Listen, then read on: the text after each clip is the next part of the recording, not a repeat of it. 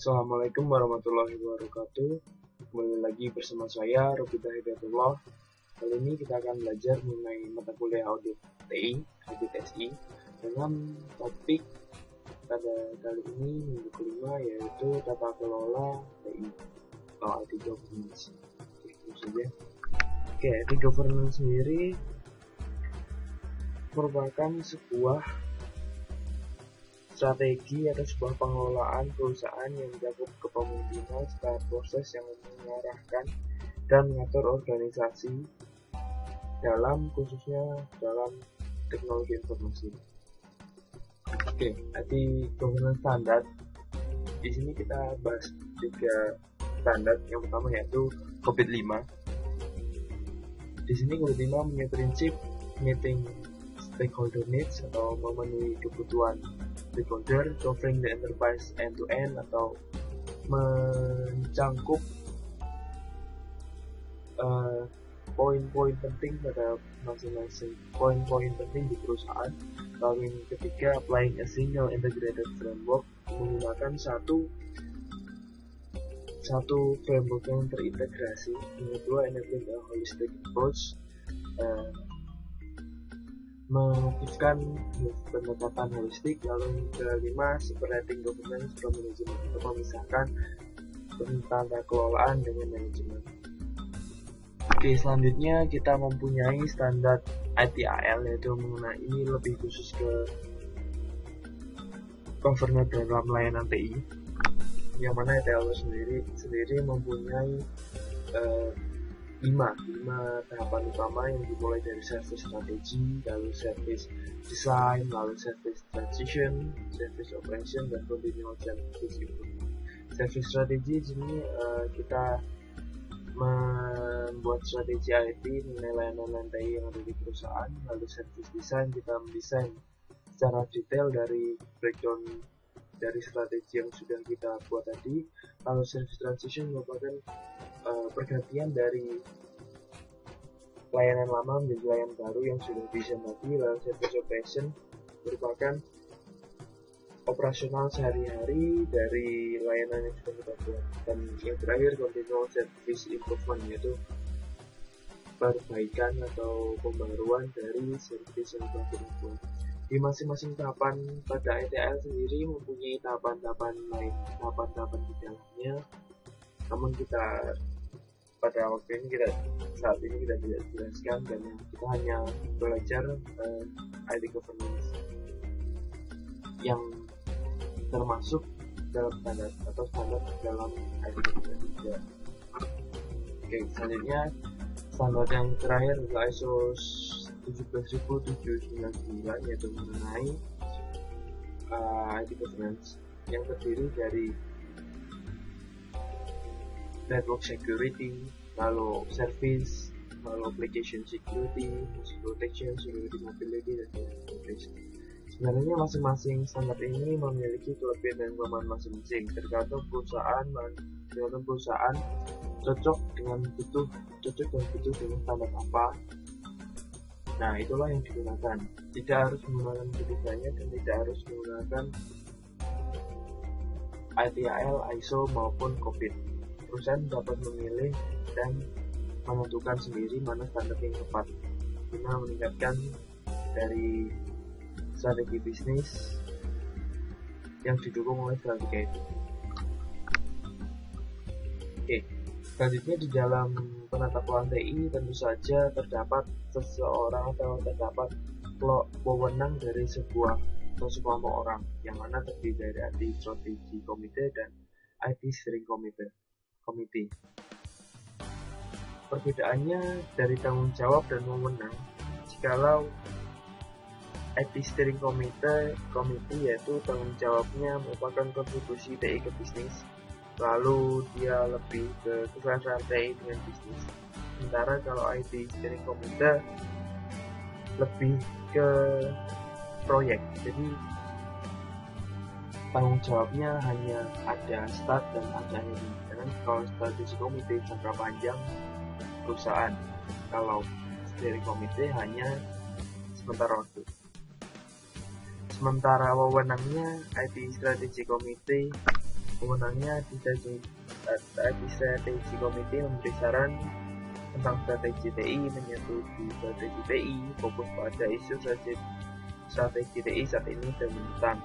Sedangkan wewenang untuk steering komite merupakan menyampaikan strategi TI ke eksekutif, fokus pada implementasi TI, mengawasi pelayanan dan mengelola proyek TI. Kembali lagi wewenangnya hanya dalam kalau strategi komite dan ya semua komite. Oke. Lanjut ke anggota, perbedaannya untuk strategi komite yaitu dewan direksi dan tokoh tertentu atau ahli-ahli TI, sedangkan steering komite terdiri dari sponsoring eksekutif, bisnis eksekutif, CIO, dan key advisor as required, IT, audit, legal, dan nah, kita mengerti orang-orang yang berkecimpung di dalam protokol TI. Sekarang kita mengenal hubungan antara manajemen risiko dan protokol TI. Manajemen risiko TI sendiri berdasarkan standar ISO 31000 atau strategi risk management, yaitu terdiri dari ini. Kita mulai dari dibagi 3, yaitu prinsip, framework, dan proses.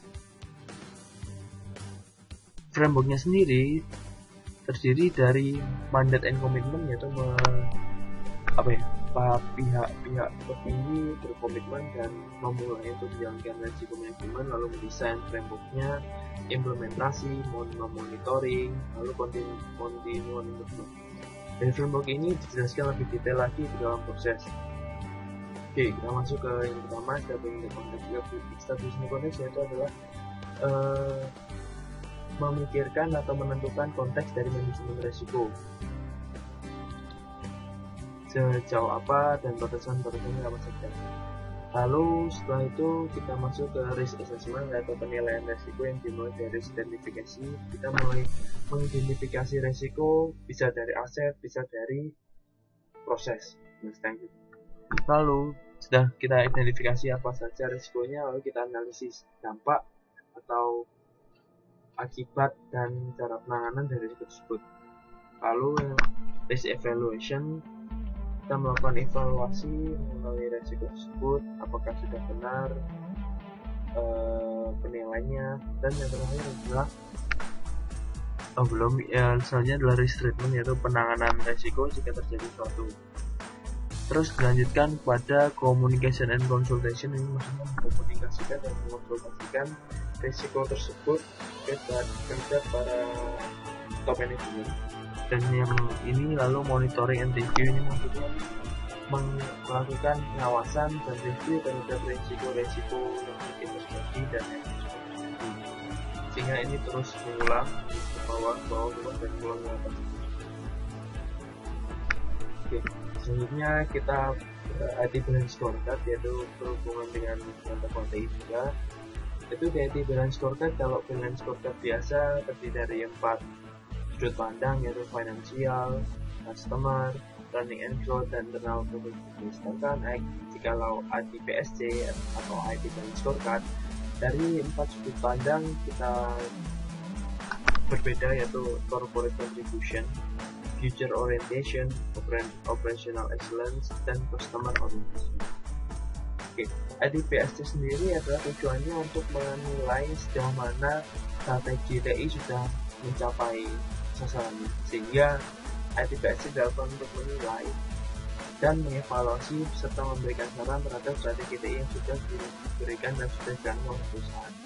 Dari nilai-nilai tersebut maka kita bisa mengetahuinya. Oke, selanjutnya berhubungan tata dengan manajemen kualitas. Di sini saya ambil contoh pada standar manajemen kualitas ISO 9000 series, yang mana kita flashback dulu kualitas.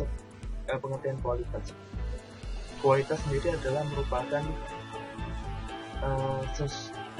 apa yang dijanjikan sesuai dengan ekspektasi, hasil yang ada sesuai dengan apa yang dijanjikan dan sesuai ekspektasi pelanggan dan memenuhi nilai-nilai yang dibutuhkan.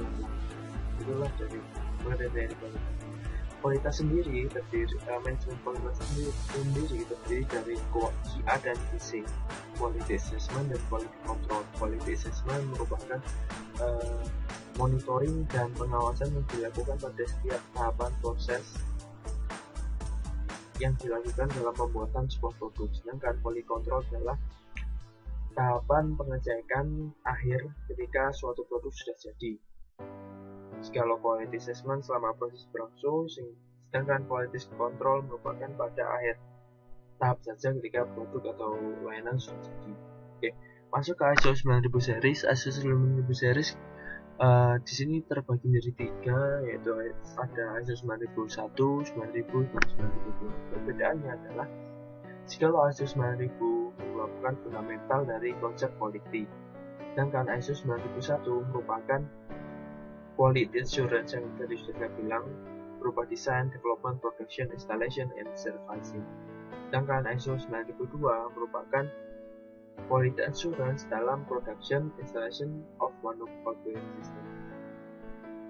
Oke, biasanya perusahaan tidak mengambil semua ISO 9000 series, namun hanya yang mana yang dibutuhkan. Misal lebih cocok ke ISO 9001, maka ya boleh diambil ISO 9001. Oke, selanjutnya apa sih hubungan IT governance dengan audit SI?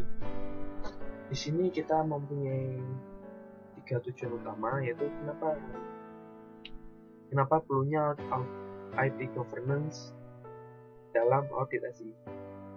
Yang pertama, IT strategi, yaitu menilai bagaimana capaian dari strategi TI yang telah dibuat, apa saja evaluasi yang dapat dihasilkan dari audit, lalu memunculkan saran dan perbaikan dari hasil audit SI. Selanjutnya IT operasional, sama juga dengan IT strategi, ini menilai operasional TI apakah sudah sejalan dengan strategi TI, yang mana hasilnya diketahui dari audit SI. Kalau IT services sama saja, namun ini bukan produk, yaitu layanan. Apakah layanannya sudah dijalankan sesuai dengan strategi, sesuai dengan apa yang sudah direncanakan? Hasil itulah fungsi dari audit SI dalam IT governance, yaitu menilai capaian suatu strategi TI, operasional TI, layanan TI, sehingga muncullah suatu saran perbaikan ke depannya, sehingga yang diharapkan adalah mencapai tujuan dari penerapan TI itu sendiri. Oke, sekian penjelasan dari saya, kurang lebihnya mohon maaf. Saya undur diri. Wassalamualaikum warahmatullahi wabarakatuh.